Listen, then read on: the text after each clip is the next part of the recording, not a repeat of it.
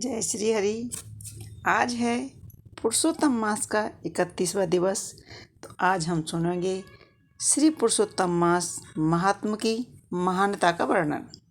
श्री सूत जी बोले, हे विप्रो, नारद मुनि पतिव्रता स्त्री धर्म को विस्तार पूर्वक सुनकर कुछ और नारायण मुनि जी से पूछने लगे, हे बद्रीपते, आपने कांसे के संपुट का दान सब दानों से अधिक बढ़कर बताया है, उसका स्पष्ट कारण मुझे बताइए। श्री नारायण जी बोले, हे ब्रह्म, एक समय पार्वती जी ने इस व्रत को किया था। तब उस समय उन्होंने महादेव जी से पूछा था, ऐसा कौन सा उत्तम दान है जिसके देने से मेरा पुरुषोत्तम व्रत पूर्ण हो जाए। श्री पार्वती जी ने पूछा, हे दया सिंधु, उस दान को सब लोगों के कल्याण के लिए आप मुझसे कहिए।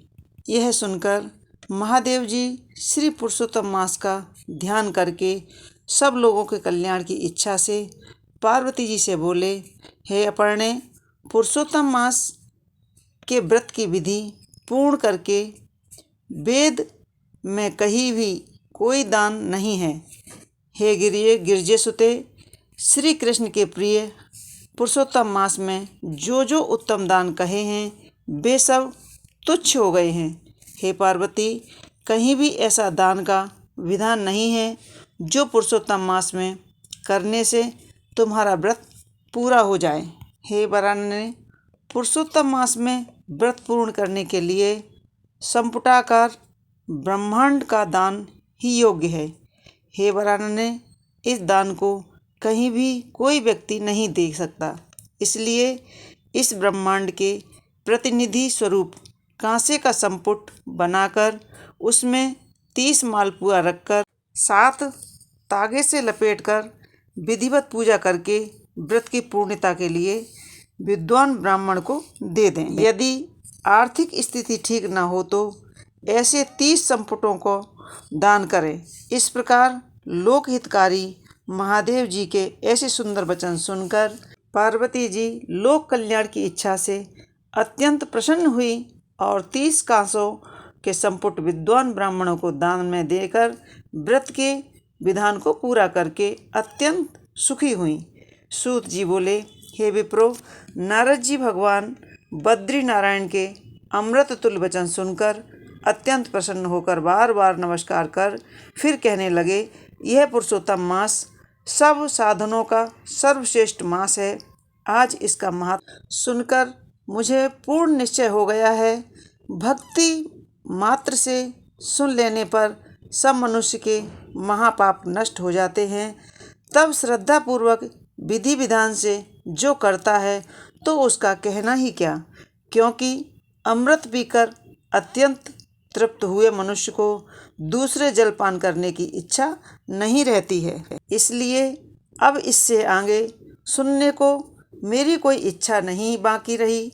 सूत जी बोले, ब्रह्म ऋषिवर नारद जी इतना कहकर शांत होकर पुरातन मुनि बद्री नारायण के चरण कमलों में मस्तक रखकर नमस्कार करके चले गए। जो मनुष्य भारत खंड में जन्म लेकर पुरुषोत्तम मास का सेवन नहीं करते वे घर के जंजाल में आसक्त हुए अधम हैं। ऐसी दुष्ट बुद्धि वाले मनुष्य बार बार जन्म लेते हैं।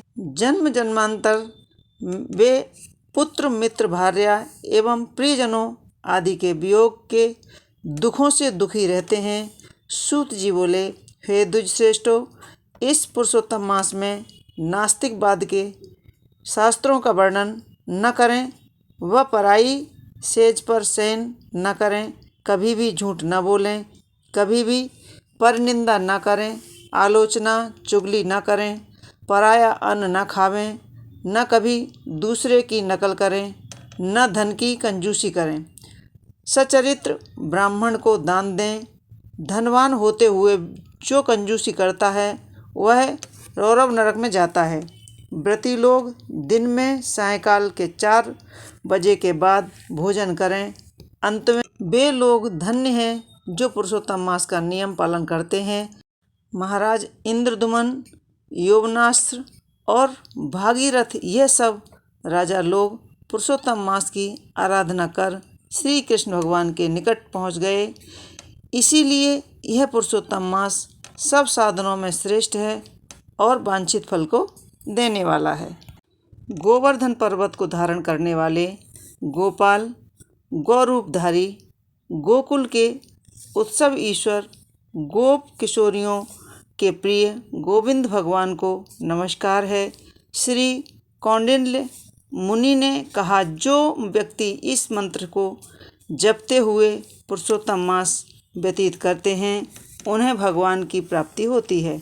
अतः दिव्य स्वरूप मुरलीधर, जो दो भुजाधारी, नवीन मेघ के समान श्याम वर्ण, सुंदर पीताम्बरधारी, शोभायमान श्री राधा सहित पुरुषोत्तम भगवान का ध्यान करते हुए समय बिताना चाहिए, जिससे समस्त कामनाओं की प्राप्ति होती है। हे मुनि श्रेष्ठ, यह गुप्त से भी गुप्त व्रत हर एक व्यक्ति को नहीं करना चाहिए। जो मनुष्य गंगा आदि सब तीर्थों में स्नान करने से तथा पृथ्वी की प्रतीक्षा करके जितना पुण्य प्राप्त करता है, उतना ही पुण्य इस पुरुषोत्तम मास महात्म के सुनने से प्राप्त होता है। इसके सुनने से ब्राह्मण ब्रह्म तेज को पाता है, क्षत्रिय पृथ्वी का अधिपति हो जाता है, वैश्य धनपति हो जाता है और शूद्र को श्रेष्ठ उच्च पद प्राप्त होता है। इसके अतिरिक्त अन्य पशु वृत्ति वाले किरात, हुण, मलेच्छ आदि जितनी जातियां हैं, वे भी सब मोक्ष को प्राप्त होती हैं। जो व्यक्ति इस पुरुषोत्तम मास का ग्रंथ को पढ़कर पीत वस्त्र में लपेटकर किसी विद्वान पंडित को दान देते हैं, वे अपने तीनों कुल का उद्धार करके हरिलोक को जाते हैं। जो अपने घर में रखकर इसका पूजन करते हैं, वह घर तीर्थ के समान है। ऐसे आनंदित पुण्य प्रद श्रेष्ठ पुरुषोत्तम मास की महिमा सुनकर समस्त ऋषि लोग चकित हो गए और भगवान की सेवा में लीन हुए। मुनिजन श्री सूत जी से बोले, हे सूत जी, आप धन्य हैं। हम सब आपके मुख से इस अमृत रूपी वाणी को सुनकर कृतार्थ हो गए। आपके मुख कमल से श्री कृष्ण की कथा रूपी इस अमृत भरी वाणी को सुनकर नैमिषारण्य के वासी मुनीश्वरों ने आपको अत्यंत पूज्य ब्रह्मासन दिया है। अतः आप ऋषि समाज में इस धराधाम में श्री कृष्ण भगवान की रमणीक कथा कहते हैं।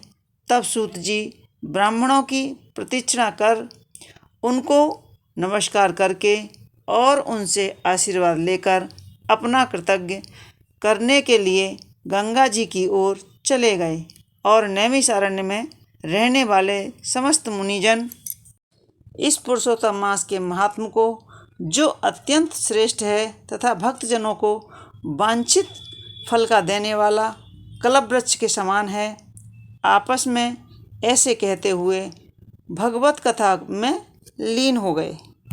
बोले पुरुषोत्तम भगवान की जय। बृहनारदीय पुराण अंतर्गत श्री पुरुषोत्तम मास महात्म संपूर्ण हुआ। मैं अपने चैनल के माध्यम से आप सभी को बहुत बहुत धन्यवाद देना चाहती हूँ। आप सभी ने पुरुषोत्तम मास की महात्म की कथाएं प्रतिदिन बड़े प्रेम से और प्यार से सुनी, उसके लिए बहुत बहुत धन्यवाद। आप हमारे चैनल पर नए हैं तो चैनल को सब्सक्राइब कर लें, बेल आइकन को दबा करके नोटिफिकेशन ऑन करें और भी आने वाली धार्मिक कथाएं हम आपको इसी तरह सुना सकें। बोलिए पुरुषोत्तम भगवान की जय।